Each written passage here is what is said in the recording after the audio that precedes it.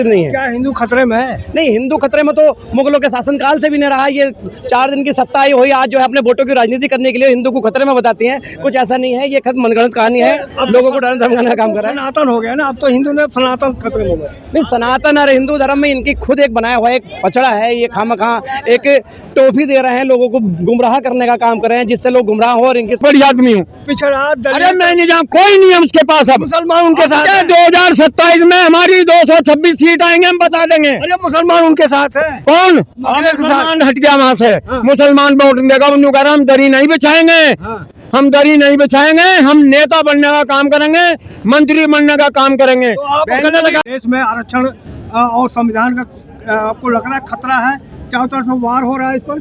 बिल्कुल खतरा है। मनवादी लोग हैं, संविधान को कई तरीका से तोड़ मड़ोड़ करके और कुछ जो है हक अधिकार हैं उनको जो है कम किया जा रहा है और खतरा भी है। लेकिन इस खतरे को हम होना नहीं देंगे। जितने भी बौद्धिस्ट 85% हमारी बहुजन समाज के लोग हैं वो संविधान को खत्म नहीं होने देंगे, कोई खतरा नहीं आने देंगे, चाहे कुछ भी करना पड़े। मैं कह रहा हूँ कि आंदोलन करना गुनाह है क्या? जैसे पाएंगे नहीं, ऐसा नहीं है। SC ST OBC आप जो आज मौजूदा स्थिति आप देख लीजिए, जिस प्रकार से बेरोजगारी घटनाएं, दलित उत्पीड़न, पिछड़ापन और जो दुनिया भर के बवाल मच रहे हैं, उसमें साफ में जो है गुनहगार बीजेपी है। तो OBC को भी पता चल चुका है कि हमारी क्या स्थिति है। उनके आरक्षण की अब अगर हम बात करें तो OBC का आरक्षण सबसे ज़्यादा खत्म ही हो।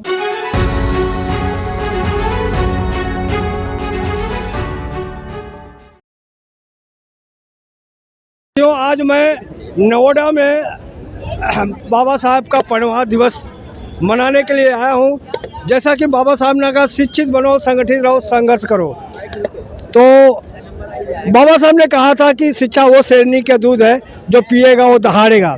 तो आज मैं समझने के लिए आया हूँ कि आज नोएडा में जो बाबा साहब का मानने वाले लोग हैं, आखिर आज बाबा साहब को कितना याद करते हैं, कितना भूल गए, या उनके घर में देवी देवता का भंडार उनका आ गया, बाबा साहब को बाहर कर दिया, बाबा साहब को जगह दिया कि नहीं दिया। तो सबसे पूछूंगा कहाँ से हैं सर, आपका परिचय? आगरा से।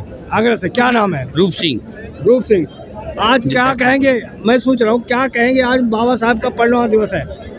बहुत खुशी की बात है, बहुत खुशी की बात है। खुशी का आज दुख की बात है कि हमारे बीच में बाबा साहब नहीं है। जिन बोलो सर, आप क्या कहेंगे, कहाँ से हैं?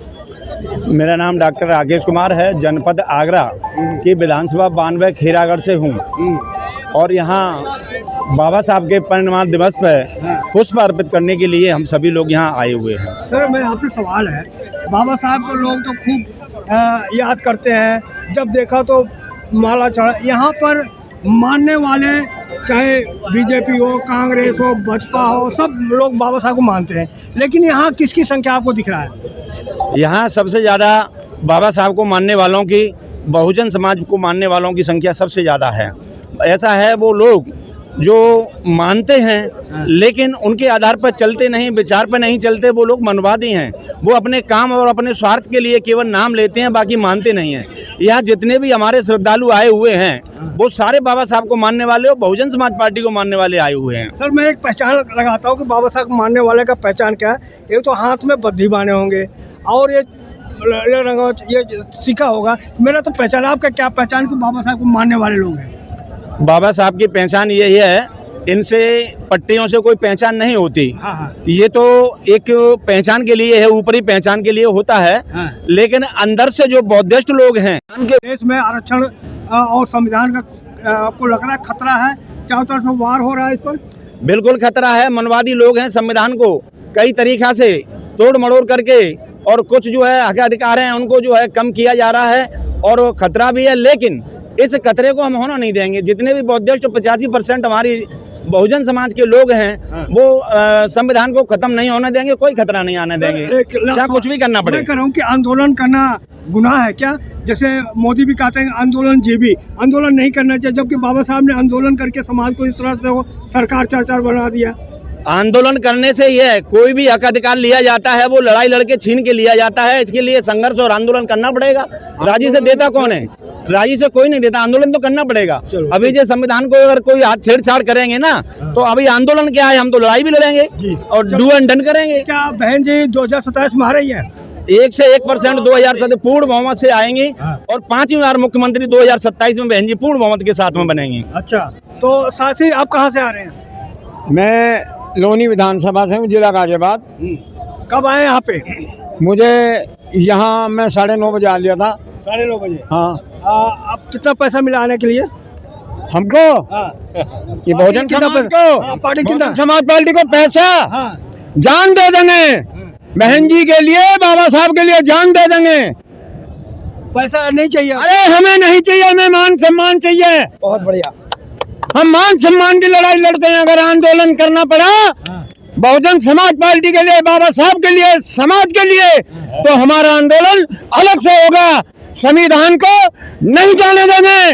अरे जहाँ पैसा मिलता है वहाँ जाना चाहिए। अरे नहीं जाना चाहिए, जहाँ सम्मान मिलता है वहाँ जाना चाहिए। बहन जी की 4 बार सरकार बनी, बहुत सम्मान मिला, हमें नहीं। दलित, पिछड़ा, ओबीसी और आदिवासी सबको सम्मान मिला।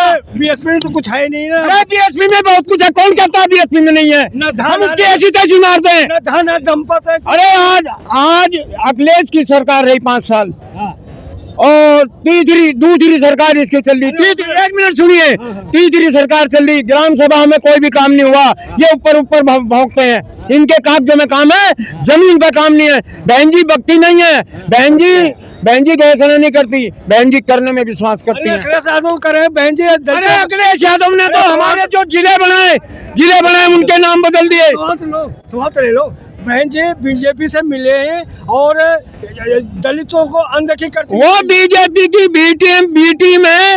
इसकी लड़की का जन्मदिन था, वो कार देकर आया, थार कार देकर आया योगी। वो तो योगी के बराबर में बैठता है, प्रधानमंत्री के बराबर में बैठता है। ये तो बी टीम है।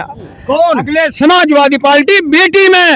ये बहन जी को बी टीम बताते थे। आज बहन जी का नजारा देखिए। उनके साथ पीडीए है। पीडीए मैं नहीं जानता क्या पीडीए, मैं अनपढ़ आदमी हूँ। पिछड़ा अरे मैं नहीं जानता, कोई नहीं है उसके पास। अब मुसलमान उनके साथ है। 2027 में हमारी 226 सीट आएंगे, हम बता देंगे। अरे मुसलमान उनके साथ है। कौन? मुसलमान हट गया वहाँ से। मुसलमान वोट देगा, उन्होंने कहा हम दरी नहीं बिछाएंगे, हम दरी नहीं बिछाएंगे, हम नेता बनने का काम करेंगे, मंत्री बनने का काम करेंगे। तो आप गले लगाएंगे? आप मुसलमान गले लगाएंगे? हाँ, मुसलमानों को गले लगाए, वो तो हमारे भाई हैं।